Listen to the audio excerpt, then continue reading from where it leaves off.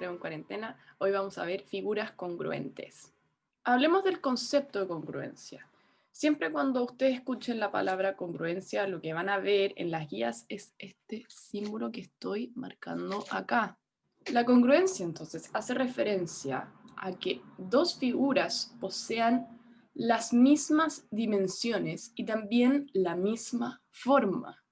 Pero eso suena como que las figuras son iguales, entonces, ¿por qué no decimos que son iguales? La verdad es que decimos que no son iguales porque si fueran iguales deberían estar en el mismo lugar en el espacio. Claramente, esto implica que las figuras que son congruentes sean equivalentes. Y la palabra equivalente es súper importante porque en el contexto en el que nosotros estamos, equivalente significa igual área. No significa que sean ni congruentes ni iguales, sino igual área. Como les estaba diciendo, no se usa la palabra iguales, puesto que dos figuras congruentes no son la misma figura en realidad, porque pueden estar en lugares distintos del espacio o pueden sufrir una transformación isométrica, y vamos a ver eso más adelante. Congruencia hace referencia a que tienen principalmente la misma forma en el espacio. Entonces acá tenemos un ejemplo de un romboide, donde se trazan las diagonales. Entonces ustedes pueden notar que se forman dos triángulos, el triángulo ABC y el triángulo ABC. Lo bacán es que este triángulo tiene la característica que el triángulo A, donde está el ángulo gamma, BC, tiene que ser congruente con el triángulo CDA. Veamos con un poquito más de detalle. Primero, el punto A siempre va a estar con el ángulo gamma en el triángulo ABC, entonces este va a ser con respecto a gamma. La idea entonces es que C también esté con respecto a gamma. Entonces vemos que el punto C sí está con respecto a gamma. En el caso del vértice B, queremos que ese vértice B esté con alfa.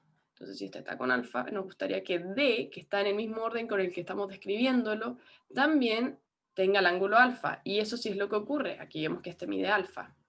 Finalmente, el punto C nos gustaría que esté con el ángulo beta y así es el caso, al igual que el vértice A que tiene el ángulo beta. Entonces, es importante el orden en que decimos nosotros que son congruentes. Por ejemplo, si digo que el triángulo ABC es congruente con DAC, o sea, cambio el orden de esto, eso es falso. Porque no va a pasar que los ángulos calcen o tampoco va a pasar que los lados calcen, eso es importante. Cuando yo digo ABC, estoy diciendo el lado A minúscula, luego B minúscula, y digamos que esta es una diagonal D que comparten. Entonces me estoy refiriendo a ese orden en el que yo también mido los lados de mi figura. Entonces sería A, B, D, A, B, D, y me gustaría que en el otro también sea así. Parto en el C, voy al D, A, B y nuevamente D. Entonces sí se cumple esa idea.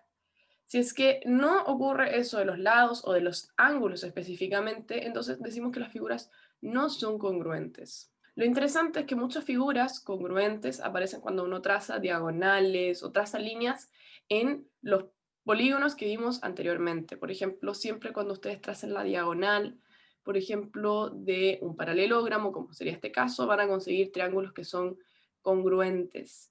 Y fíjense que no son iguales porque si yo desplazo este triángulo de que está arriba y lo pongo encima del otro, nunca van a calzar porque el de abajo va a quedar como así y si lo pongo encima, nada que ver, va a quedar como el otro triángulo así y no hay forma de que calcen a menos que hagan una transformación isométrica, o sea, a menos que yo gire esto en el espacio.